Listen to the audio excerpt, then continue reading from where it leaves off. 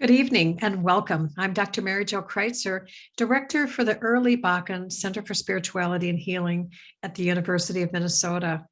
Welcome to the third session of Mini Medical School Health and Wellness During a Pandemic series. We are excited to have you here, and we look forward to guiding you through our third topic in this series, mental health and well-being during a pandemic. We have set this up as a moderated discussion with Q&A to follow. Please note that this session is being recorded and will be uploaded tomorrow on the Office of Academic and Clinical Affairs YouTube channel. Tonight, we have the pleasure of hosting a panel that will be discussing the pandemic as a psychological phenomena. If you have questions for the panelists or me, please type it in the Q&A box and I will pose the questions to the panelists. And now to introduce our panelists. I will first bring in Kaz Nelson. Dr. Nelson is the Vice Chair for Education in the Department of Psychiatry and Behavioral Sciences. She has a clinical practice at the University of Minnesota Medical Center. She developed a podcast called The Mind Deconstructed, which aims to serve the general community by demystifying and increasing understanding of common mental health conditions. Dr. Nelson, thank you for joining us tonight. And can you talk about ways to maintain mental health and well-being during the pandemic? Good evening, everybody. Thank you so much, Dr. Kreitzer. First of all, please allow me to express my gratitude for this opportunity to be here this evening, together with you all, for this mini medical school session. I'm a lifelong Minnesotan and have been a member of the medical school faculty for over a decade. And truly, I hope you can tell what gets me out of bed in the morning is my true drive to learn together with you to improve the health and well-being of Minnesota and beyond. So this is an immense privilege. I am grateful for your attention and will be delighted to respond to questions you might have during the question and answer session a little bit later. I also would like to mention, just by way of a content note, that my remarks that I'll be sharing will include discussion of mental illness and also the topic of suicide, which I know is a topic that has touched and impacted many people. And so I wanted to make you aware that that will be part of my remarks, and I just encourage you to take care of yourself as we engage in this discussion together, knowing that it can be potentially painful and upsetting, and that I will trust you to take steps to care for yourself as needed, knowing that it's very difficult to do so. And I would also like to acknowledge that this topic of what to do for one's mental health during a pandemic is something for which each of you listening has some degree of personal experience and expertise. Each one of us together. It's very different to be speaking about the mental health toll of the pandemic and what to do about it from my other kinds of teaching, where I'm teaching content or areas or knowledge that people are maybe having exposure to or learning about for the first time.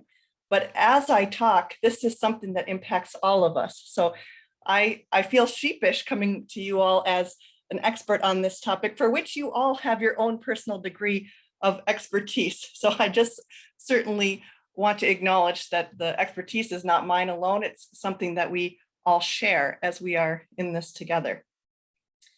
And then one more point I'd like to make is that the strategies that I discuss in terms of how to maintain wellness during this pandemic are not always accessible to everyone, that there are barriers to accessing some of these strategies, and that sometimes the people with access to resources around mental health and well-being, it's a reflection of privileges, societal privileges that they may carry. And so that's an additional disclaimer that I just want to say across the board, because I don't want to oversimplify problem solving as we talk about this. There are true and real barriers to achieving mental health during this period of time. And the barriers are more substantial, of course, when there is marginalization, discrimination, and lack of privilege, to be blunt. So getting to your question, Mary Jo, what are some of the ways to maintain mental health and well-being during the pandemic? Well, I'll be sharing with you a general framework. And this is the framework that we use with patients that would come into our mental health clinic with any range of symptoms or distress. And so this is a framework that's not unique to the pandemic. It's one that we use in mental health treatment and helping people who may be experiencing mental health symptoms. And in particular, for people experiencing extreme distress, which many of us in the course of the pandemic have experienced extreme distress for one reason or another. This is a framework that I'll refer to as a hierarchy of priorities. And this is a term that was coined by Dr. Marsha Linehan, who is a developer of a specific type of psychotherapy called dialectical behavior therapy. So I want to make sure to give credit where credit is due, that a lot of the concepts I'm discussing are taken right from Dr. Linehan's body of work, who developed this specific type of therapy. So what she describes for any of us experiencing this kind of extreme distress is that there's a hierarchy of things that we need to address. In other words, first things first. And so here are the 3 levels that I'll share with you. And keep in mind, it's first things first. So the order is actually important in these 3 levels. So number 1 is staying alive, being alive. Sounds simple, but it's not during a pandemic. It is not a given that people simply stay alive. That is something that we have had to put effort into understanding. How do we stay alive? But if you are not alive, it's very difficult to maintain or advance one's mental health if you have perished. So that's why this is important. Number 1 is to stay alive. Level 2 is accessing safety. If you are in active danger, experiencing an ongoing threat, you're having trouble breathing because you have a COVID-19 infection and you're worried whether you're going to live or die. If you do not have access to general safety and security as pertains to your health or general well-being, it will be very difficult to maintain or advance one's mental health. And then number 3 is building a life worth living and cultivating aspects of your life and experience that enhance your quality of life and bring you joy and fill your bucket, address your many multifaceted needs. So let's dig in just a little bit more to the different levels because I think I owe you a few more details. So level 1, I hope you remember what that one was. Stay alive. It's the foundation. In short, preserving life of oneself and of others. At its most basic, this includes engaging in public health guidelines and efforts related to the pandemic response. There is a risk to all of us that we could die of COVID-19 or someone we love could die of COVID-19. And in order to maintain our mental health and well-being, we got to stay alive. That means being part of the effort to mitigate the pandemic as much as possible.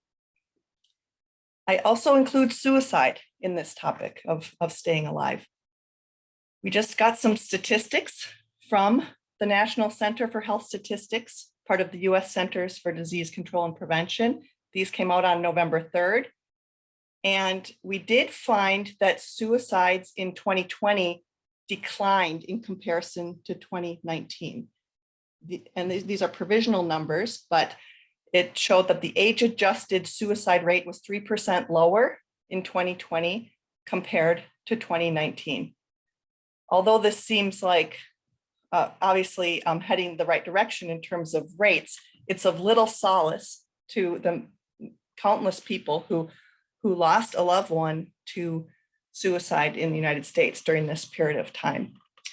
And there continues to be an increase in known risk factors associated with suicidal behavior, including pandemic-related job loss, financial strain, and deteriorating mental health due to chronic illness risk factors, which disproportionately impact communities of color and other marginalized communities. We are working to raise awareness on suicide, however possible to prevent suicide. The key point here is that it's always okay to ask a loved one if they're having suicide thoughts, if you're concerned about them, that asking about suicide or suicide thoughts doesn't actually cause somebody to think about it or to take their life. It doesn't introduce the idea to the person. And then, of course, in Minnesota, we have this number that you can text the letters MN to 741-741. That's our local suicide crisis line. However, it's the responsibility of our broader society to change systems and structures to ensure equity and justice in our approach to public health and population health. And the real transformation needs to happen at this broader systems level. Level number 2 of how to maintain health and well-being during the pandemic, accessing safety. If you're in danger, active threat, it's very hard to maintain mental health. Of course, this kind of stress can exacerbate or worsen pre-pandemic mental illness or actually increase the risk of developing a new onset mental illness. People are anxious, depressed, exhausted, and even disillusioned. We're very concerned about high levels of substance use, including alcohol use. A lot of people getting sick related to this toxic and chronic stress, and then people's attempts to self-medicate. If you're concerned about this, please talk to your doctor so that you can access basic health and safety for your body. And then lastly, this idea that if you've met level 1 and you've met level 2, you're alive, you're safe, then you can start to attend to your quality of living, caring for yourself, caring for others, treating yourself, observing boundaries, cultivating joy. We are seeing people examine their pre-pandemic lifestyle, shifting boundaries and priorities. You've heard of the Great Resignation. People are thinking critically about where they invest their time and energy. They're channeling disillusionment that they might be feeling to question the status quo. How can we work together to cultivate a more just and equitable society? This is the life together that we're working to build, the society we're working to build. So in summary, stay alive, access safety, and build a life worth living.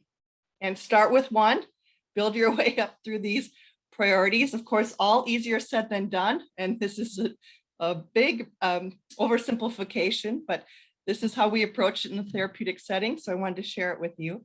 We all need to stick together to get through this. And I really appreciate your time and attention. And I look forward to your questions later on tonight. Thank you.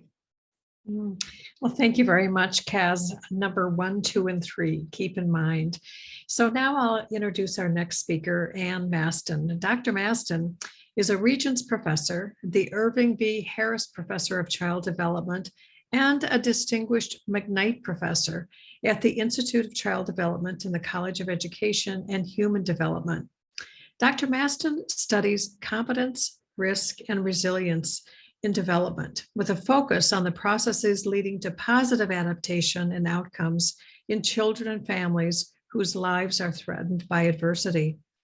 Dr. Mastin, can you talk about kids of the COVID generation and how to build resilience?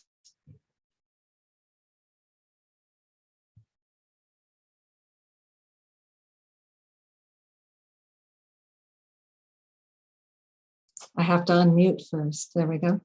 I'm so happy to follow Dr. Nelson and participate in this panel because kids of the COVID generation are depending on all of us and our mental health as well.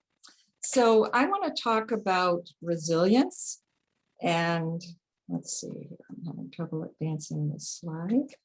There we go. And the resilience of children. But the resilience of children depends on the resilience of many other systems. This is a modern definition of resilience, the capacity of a system. It could be a child or a family or our economy or our community, our government, and so forth. But that capacity to adapt successfully to challenges that threaten the function, survival, or development of that system. And certainly COVID is threatening us at many levels. It's a COVID is viewed as a cascading disaster. It's disrupting many, many systems, one after another, all at once and in sequence. And I'm sure you're all feeling the roller coaster effects of the way this pandemic keeps surging and changing. But for kids, the pandemic has disrupted virtually every system that supports healthy child development, ranging from biological systems of health and wellness and sleep and your immune system, but also the family and how the family is operating, the school system, their social activities, their sport activities, childcare, the healthcare systems that are important to them, and many of the celebrations and cultural traditions that, as Dr. Nelson was talking about, create a life that is fun and enjoyable and moving along. So a sense of normalcy. And there's evidence growing. We're going to see a lot more evidence, but the evidence is already growing that this is having an effect on children. And that won't be news to anybody here who interacts with children in any way. It's affecting their health, their education, and their psychological well-being. And that's not surprising. That's what happens when there's an overwhelming adversity that kids are experiencing. It's normal to react with distress, anxiety, and so forth. But this varies among children. And we're seeing that there are higher levels, even in standardized studies now with national data. There's more anxiety, more depression, more kids feeling isolated. There's concerns about obesity and weight gain, that can affect kids psychologically. And of course, there's interrupted learning. There are some positive effects of the pandemic.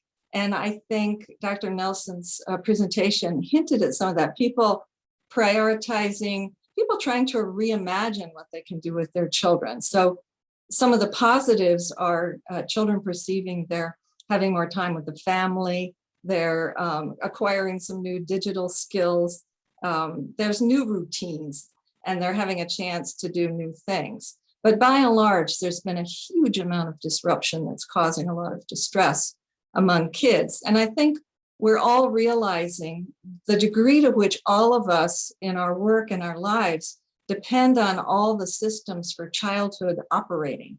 We depend on childcare and schools. Business isn't functioning very well without the support of schools being in sessions and adequate childcare and adequate healthcare and so forth.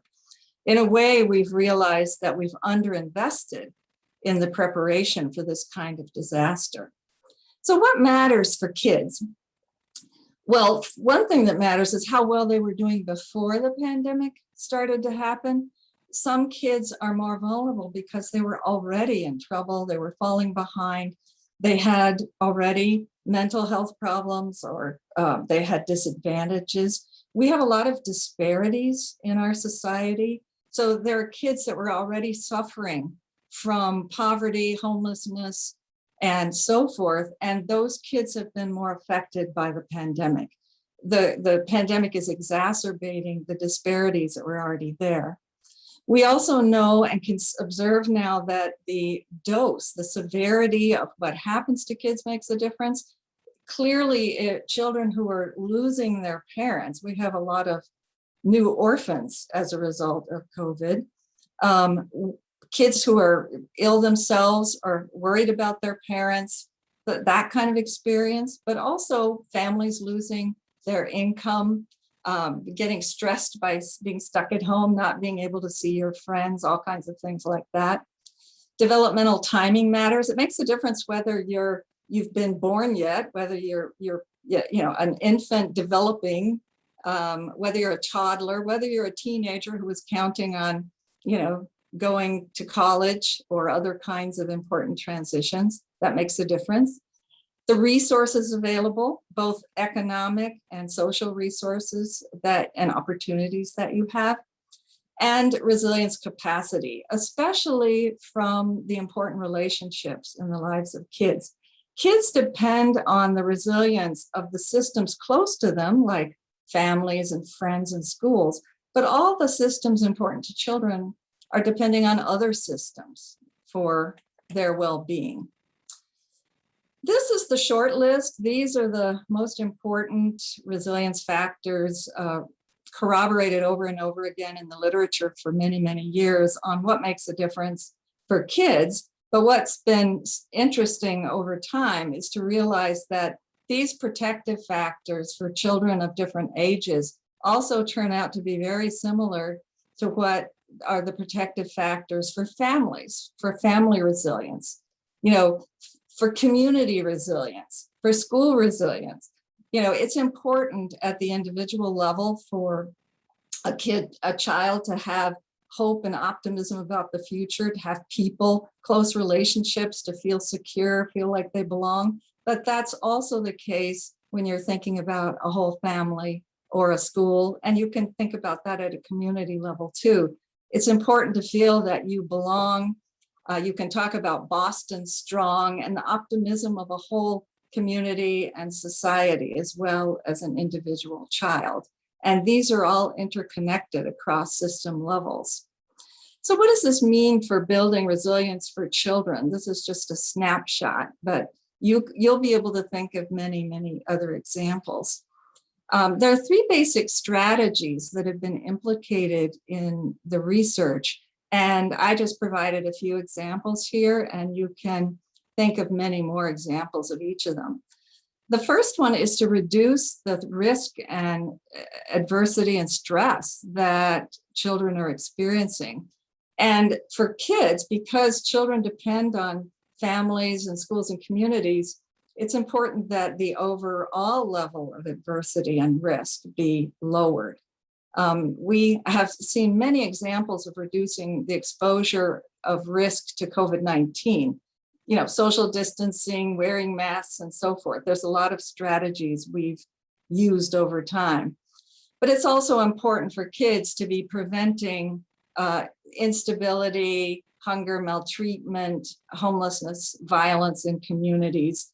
And that is a little bit more complicated to manage in a pandemic. The eviction moratorium has reduced homelessness among children. And that's been an interesting side effect of one of the strategies of the pandemic. A second big strategy is to boost access to resources for health education and well-being, targeting kids. But again, if you're helping children, you have to be helping their families and their schools. And here's a few examples of this as well. But we have, seen efforts to provide more cash to families. We realized that a lot of kids, when the schools shut down, a lot of disadvantaged children did not have adequate access to the internet or other ways of doing their schoolwork. And so we've had to provide those for kids. But there's many other examples, and there's a call coming out now to make sure that we provide adequate catch-up, tutors, summer school, after school, whatever's needed to enrich the education of children whose schooling has been interrupted. And the third strategy is to support, restore, and mobilize the big drivers of resilience, to really support relationships, to do what we can individually and families, communities, schools, and collectively to promote a sense of normalcy, fun and activities for kids, support cultural traditions that support child and family resilience, and to make sure that the schools and systems important to children have the support that they need. So I'll close with my few takeaways. I look forward to questions also. Resilience can be promoted and it can be nurtured. It can also be depleted. And when resilience is depleted, we have to pause and recharge and restore. And sometimes we have to reimagine how to change our lives to build up our capacity again. The resilience of children depends on all of us and the resilience of many systems in their life. The so-called COVID-gen kids are depending on us, as well as our healthcare system and governments. Relationships are the most important source of resilience for children. And I think it's also important to remember that children can benefit and grow from overcoming manageable challenges and stress we have to provide enough support that they can make it through. When kids have a lot of support and capacity surrounding them, the prognosis is very, very good for overcoming this period and healthy development in the future. Thank you. Well, thank you so much, Anne. And just a reminder to all the participants on the webinar, start adding your questions to the Q&A for any one of the three speakers. It's my pleasure now to bring in our third speaker, Jon Hallberg. Dr. Hallberg is the medical director of the award-winning, innovative, light and art-filled University of Minnesota Physicians Mill City Clinic in Minneapolis.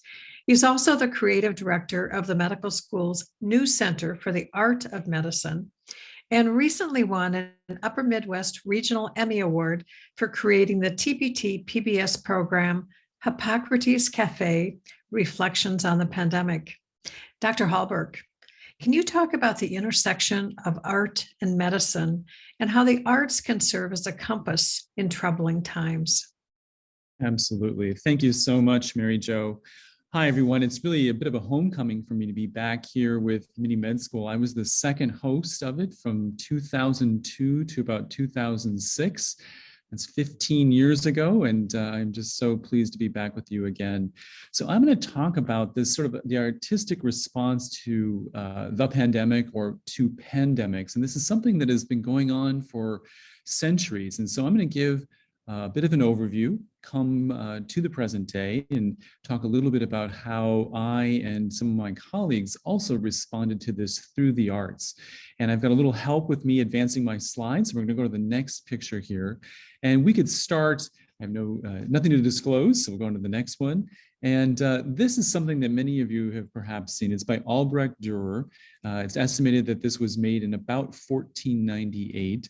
And this is from the Book of Revelation in the New Testament. And these are the four horsemen of the apocalypse. And what I'm going to show a little bit of is how we as humans have interpreted things from biblical writings to unknown causes of things like plagues, which comes from the Latin to strike. And this is just one of those iconic images, the four horsemen of the apocalypse. There are three horsemen, larger horsemen, one's a small one. If you go to the far right, that's war, then comes famine, then comes justice bearing scales. If we go to the next slide, this is a close-up of the small old man on a pale horse. And you've often heard the story of pale horse, pale rider. And many people think that the fourth horseman of the apocalypse is either death or pestilence, but it's actually death and pestilence, because there was a time when there was no difference between the two. If there was pestilence, there was indeed death. Let's go to the next one. This is a film that may have ushered in the entire sort of modern foreign film movement in about 1957. Ingmar Bergman's famous The Seventh Seal, also taken from the Book of Revelation. Crusader comes back to Sweden, washed up on the shore. Death personified is waiting for him. Bubonic plague is spreading throughout Sweden. It's felt to be due to witchcraft and evil, full of symbolism. And one of the symbols is the next one, the next slide, which is the scythe, indicating that life is being struck down in its prime. And this is Albert Camus' amazing novel, The Plague, a total allegory, typically about totalitarianism. But any of you who've read this novel know that it reads like an amazing, amazing firsthand account of plague, and set in Oran, Algeria, about the time of the Algerian independence. We can go on again.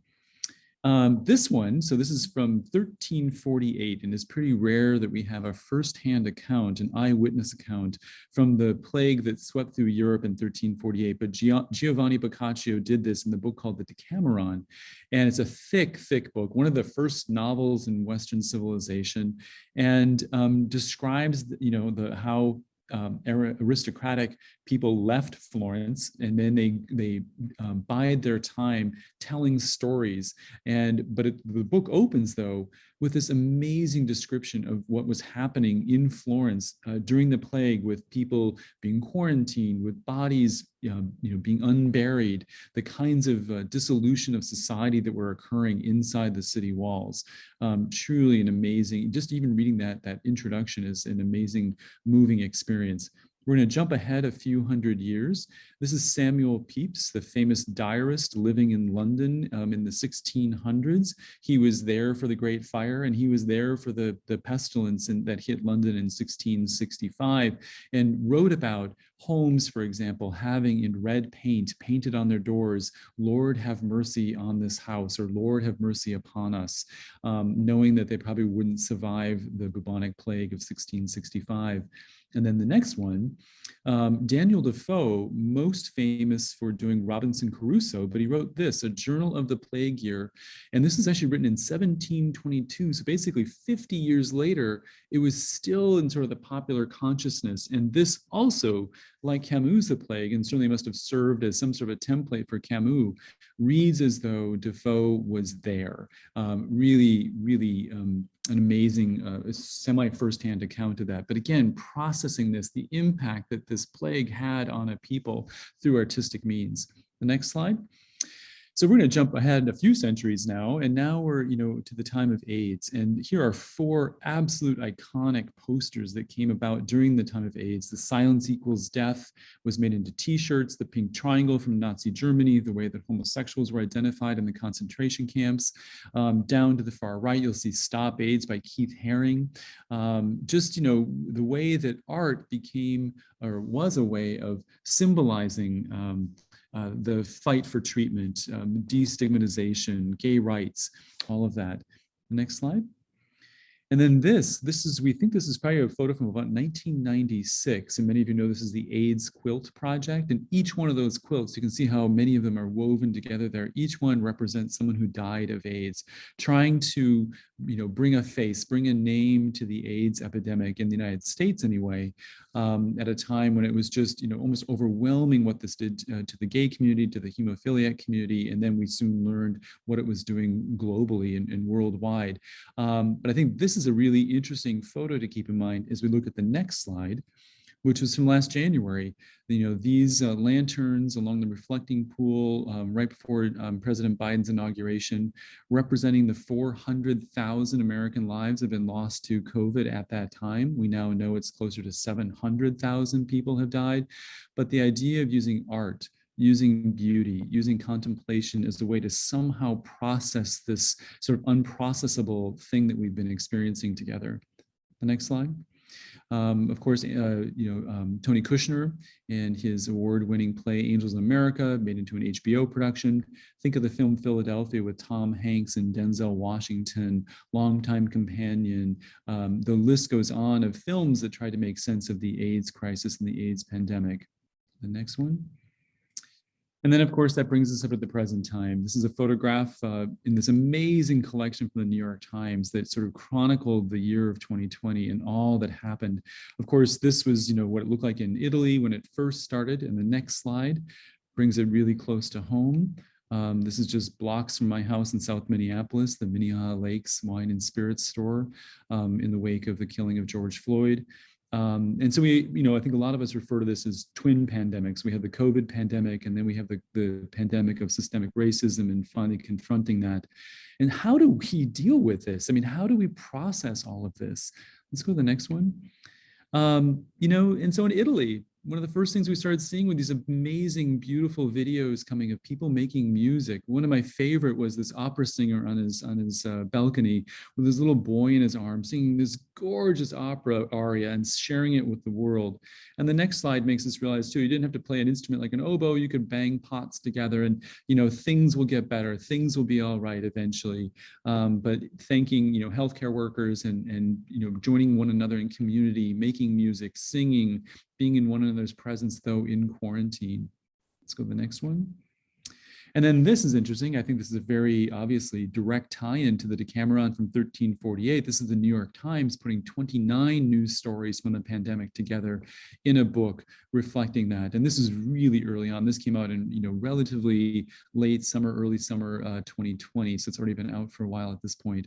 The next one was a collection of poetry, Together in a Sudden Strangeness, America's Poets Respond to the Pandemic by Alice Quinn. Most of the poems and most of the poets who submitted them wrote them during the time of the initial shutdown, the really intense lockdown in New York and other places. And they kind of acknowledged that, but nevertheless, this is how they were feeling at that time, a full book-length treatment that came out early on in the pandemic. Next slide. And then this, if you haven't looked at this, I really encourage you to go to Instagram and look at COVID Art Museum. Every day there's a post. These are absolutely fantastic, the way that people have creatively responded to this time. And the next few slides, let's start with the next one first, are like this, just, you know, people wearing a traditional dress, wearing masks, indicating clearly there's something different about this time that we're in. But then they get really creative, such as the next one, you know, the birth of Venus, getting COVID tested. The next one, using the ubiquitous mask that we're all wearing these days as a curtain in a theater. And then the next one, you know, what day is it exactly? It's Blur's Day is how a lot of us referred to time in the pandemic. We're not even sure what day of the week it is. It's day. So, and then the next one. So in the midst of all this, and starting in 2019, I've been in conversation with Dean Jacob Tolar of the medical school about creating something to address the arts. And so we had this in place, but who would have thought that we would have actually launched our Center for the Art of Medicine during a pandemic? And it seems insane to have done so, but on the other hand, it was exactly the right thing to do. So one of the first projects that we had was the following.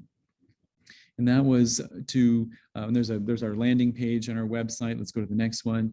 So we created the Artistic Antidote for a Pandemic. And at first we were calling it Artistic Antidote for the Pandemic.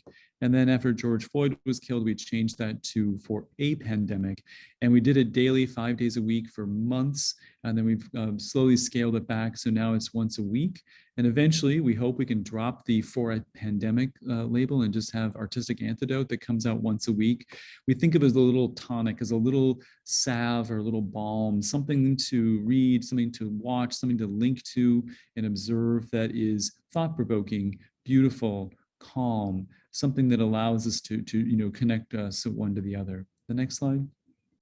We created a couple of short films. I'm very proud of this one. We can go to the next page, next slide. We did one with Kate DiCamillo, who's been in the news lately with her latest book that came out. We featured 4 other people and had them talk about how they were surviving the pandemic. So tapping into some of our, you know, local celebrities and asking them, you know, what's getting them through this time? What can they share with our public? These are all viewable, by the way. And then we came to this. For 10 years, I had done a show using local actors and musicians to explore complex healthcare topics through story and song. And every show had maybe 5 to 6 people. I was the narrator. We did our last show Friday, March 13th, 2020, right before the pandemic shut everything down. That show, ironically enough, was called In the Time of Plague. And I, like so many of you, I'm guessing, got through the early days of the pandemic by watching Netflix, by watching shows, streaming shows, reading books, turning to poetry, looking at photographs, and then making things, baking, cooking, walking, hiking, you know, getting out, getting to know, you know, streets you hadn't explored before. And so I shifted from being an observer of the times to wanting to be a creator myself. And so we took the show concept that I had, we talked to TPT, and we were able to create this, a show for television, Hippocrates Cafe, Reflections on the Pandemic. And as the next slide will show, we were very easily able to add to the diversity of our voices instantaneously by having a televised show rather than a live show. Just the logistics of that made it so much easier to do. And as you look around the page there, you can see some people that you might know, T. Michael Rambo in the corner, Kalku Yang, Kevin Kling, Gao Hong playing the pipa, Professor Donna Carlton, my colleague Anthony Williams telling a story, Emilia Mettenbrink. The list kind of goes on. And this is just a small sample of the people that we had involved with us. And for me personally, the idea of being able to reach out to the community to have us reflect jointly on this time we're in was, you know, kind of the perfect distillation, the perfect punctuation point to this just awful time that we've been in. But I think, you know, driving home the idea that we are consumers of art to help get through this time, but we also can be creators of art to get through this time. And the last slide, I believe, is this one. Yeah. Thank you so much. I look forward to our conversation after this. Well, thank you so much, John, and welcome back to all the panelists. And I'd like to begin, Kaz, with a question addressed to you. How can we take actionable steps as individuals to address health disparities that have been exacerbated by the pandemic, while also addressing our own mental health issues? Both aspects are important, just in different ways. Thank you so much for the question and highlighting this coexisting tension that exists between serving the vulnerable, serving the minoritized, the marginalized. Even as Anne pointed out, children are depending on us to care for them and depending on us for us to be healthy in order to meet these needs of our community and those around us. And at the meanwhile, we may be struggling with our own mental health, struggling with our own energy, our own sense of capacity to rise to the challenge or meet those needs. And we have all, in some ways, I'm sure, in some degree during this pandemic, felt some degree of that kind of tension. And it's something I've wrestled with myself, knowing that I'm in a position of power and privilege in the medical school, and that we have a privilege and an obligation to address these disparities that we're seeing right in front of our eyes and that are resulting in death, ongoing death on a day-to-day basis. So the stakes really couldn't be higher. You feel that tension, as I see in your question. I join you in feeling that tension. I have reached out to leaders at our university in diversity, equity, inclusion, and justice to pose that very question. And I will share with you their response in that this work that we are called to do, that we must do, this imperative, is indeed a marathon rather than a sprint. This is not something we're going to achieve in the next year or 18 months. This is truly a marathon with a finish line that may never truly be realized in our society, although we're not going to stop trying and not going to stop running. And so in this marathon metaphor, marathon model, we're going to need to take breaks. We're going to need to hydrate, going to need to carbo load, going to need to pass the baton to someone else who can run a segment of the marathon if need be. And in doing that, we can sustain ourselves to not burn out, because if we all go ahead and try to sprint right now, and that we can't sustain, we will never achieve our goal if we just kind of try to sprint and burn out. But at a minimum, I would say, even on days where you're depleted, where you don't feel that you have the capacity or aren't able to contact your legislature for high quality mental health care, or go and knock on doors to advocate for legislative change. Even on those days where you don't have that energy, we need to believe the experience of people who are marginalized or minoritized or have intersectional identities. We need to believe them, even when what they should say might not match our experience. Well, I've never seen that. Well, we have to believe people, and it does not take very much energy to believe somebody and validate and see what is legitimate in their experience of marginalization, of being deprived in some way. We have to, even on our worst days, believe people with these intersectional identities that are being harmed in the process. And so that would be my key point to take away is, this is a marathon, not a sprint, and believe people. And so that's what I would suggest. Thank you for that, Kaz. Anne, can you talk a little bit about the short and the long-term consequences or predictions for the kids of the COVID-19 generation? Well, that's a really interesting question, because in some ways this is a novel global experience, but as John was pointing out, there's a long history of human beings struggling with catastrophic experiences, including devastating wars as well as devastating pandemics. And, human beings are highly adaptive. They learn and they survive and they teach each other, and pass down wisdom over time. But, based on the research and what we've observed over the years, some children will suffer long-term consequences because of the timing or the magnitude of what they experience. For example, if their whole family passes away, that would have different repercussions than simply not being able to go to school. But, over time, the picture is generally very positive.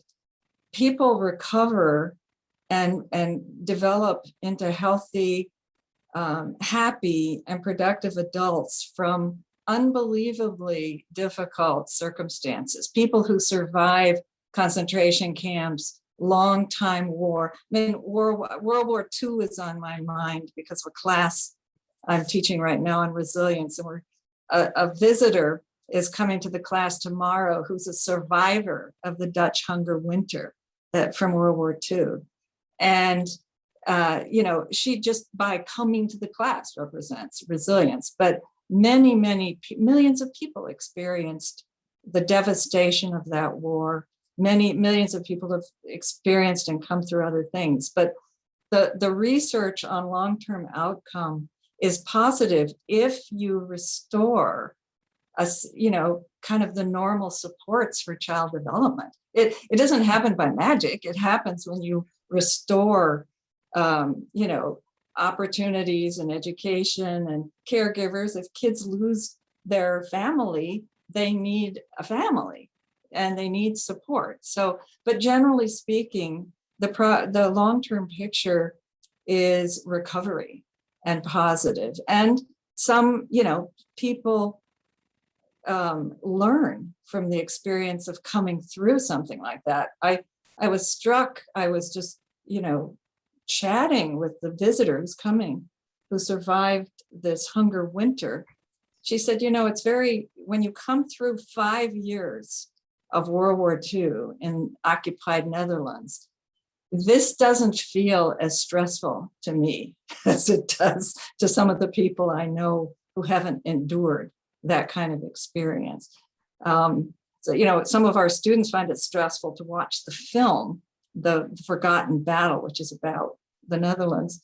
But she said, living through war, it alters your perception as well as your priorities. But in any event, as you have to put the supports for development into place, and sometimes you have to reimagine them if they've been undone. But the prognosis is good when you restore what kids and their families need to recover and do well.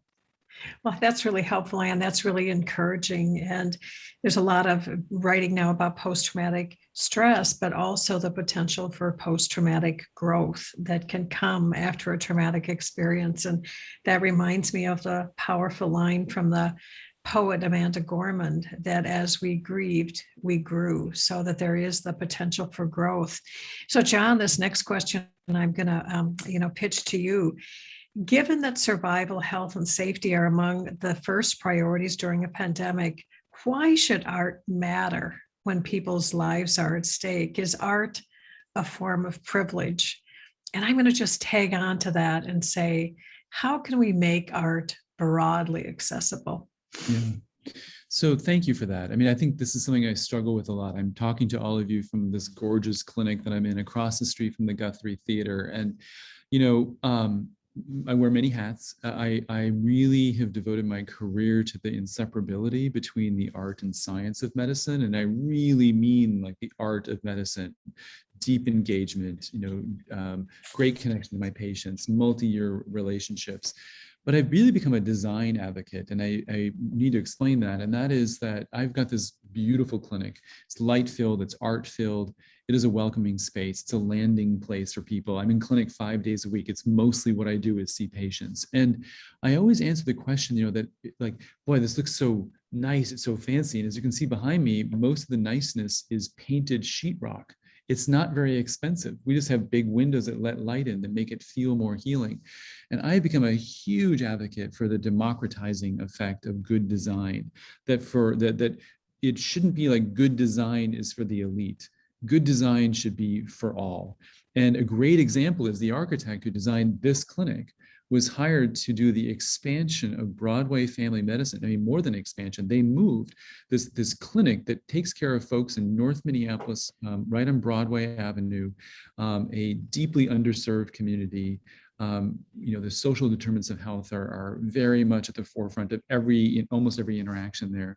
They took an old CVS pharmacy and they built this gorgeous clinic, engaging artists from North Minneapolis. They've got tile work, they've got paintings, all by folks who live in the neighborhood. There is nothing elitist about that. That is very, very deeply embedded into the community in which it serves. And so I think that unfortunately the arts, and maybe high art, ballet, orchestral music has felt, or art museums, these encyclopedic art museums have felt, out of touch. They felt like the playgrounds of the rich and the wealthy and white. But in fact, I think that cultural institutions are doing a much better job of reaching out, making sure that the people on stage reflect the people in the community, offering free tickets.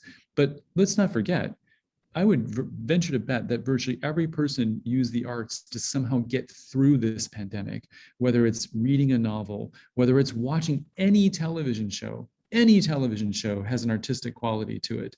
Many folks are on television that is, it's network television, it's free. I wish that there was greater access to some of the streamable things, but between YouTube and access that many, many people have, it has made art more accessible. If anyone has driven down Lake Street in the last 6 months or so, it is phenomenal to me that out of the devastation of the riots that occurred following the killing of George Floyd, art has literally taken hold. It has blossomed. The sides of buildings, I have never seen so much beautiful mural art ever. So I think that, in the midst of devastation can come beauty. And I really want to, not you, Mary Jo, but I want to push back on the notion when people think that art is somehow elitist. I think it cannot and it should not.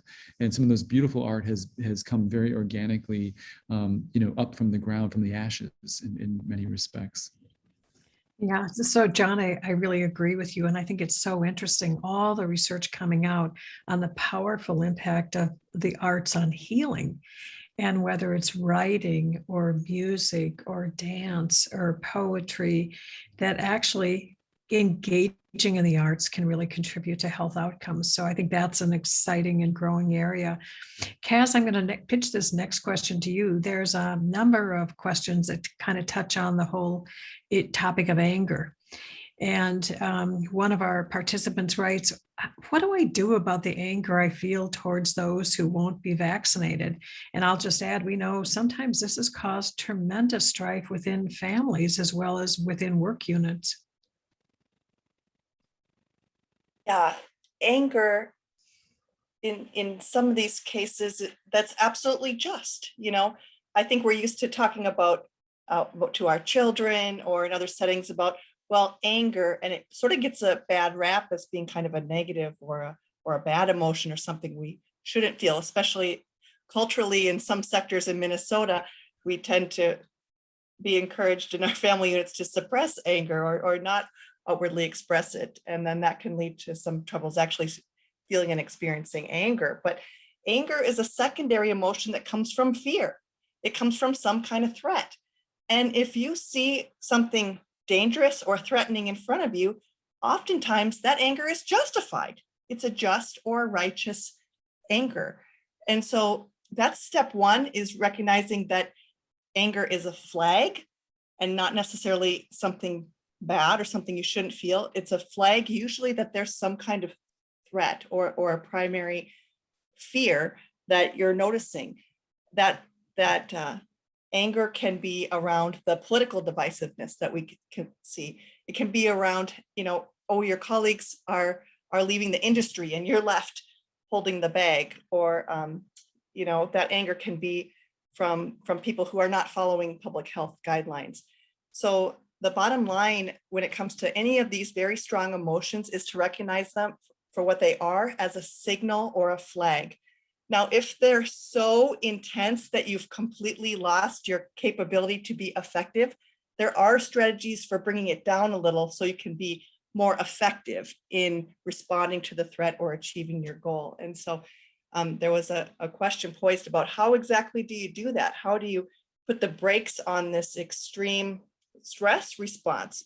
that we feel at times and sometimes feel out of our control. I just want to share a simple technique with everyone. You can actually stimulate directly a reflex in your body, a calming nerve in your body. It's called the vagal nerve. It's in charge of the resting part of the nervous system.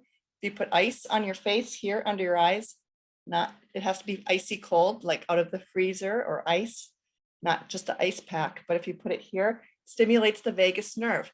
And that can bring you from 10 out of 10 anger down to maybe 8 out of 10 or 7 out of 10 anger, where it's much easier to manage and be effective. But what you want to do is understand that this is a flag and channel that anger to action, to respond to the threat. And you can really only do that if you are capable of doing that. But sometimes when that anger is 10 out of 10, it's just not in our capabilities to respond effectively. So want everyone to have that tool in their pocket so that they can use it and share it with others, share it with your children. Ice on the face, breathing in for 4, out for 8, can stimulate that vagal nerve and just make us so much more effective as we navigate these very stressful and difficult circumstances. Well, thank you for that, Kaz. I would just add that mindfulness practices in general help us also increase our awareness so that we can choose how it is we want to respond. So this is going to be a very quick last round, Anne, for you and Jon. And somebody writes about being worried about the irreversible effects of the pandemic on infants and toddlers, like with speech development. If speech development has been arrested during the pandemic, is that something that there's a way to help to manage that? Well, I guess I would say that, infant and toddler development is, first of all, it's highly protected by the interactions with adults around them. It doesn't take a lot of interaction or with lots of people to preserve normal development. And, talking with infants and toddlers and interacting with them goes a long way to promoting normal development. And probably it's just important for parents to pay attention to how they're doing themselves. Parents, taking care of themselves in order to provide the kind of interaction that children need.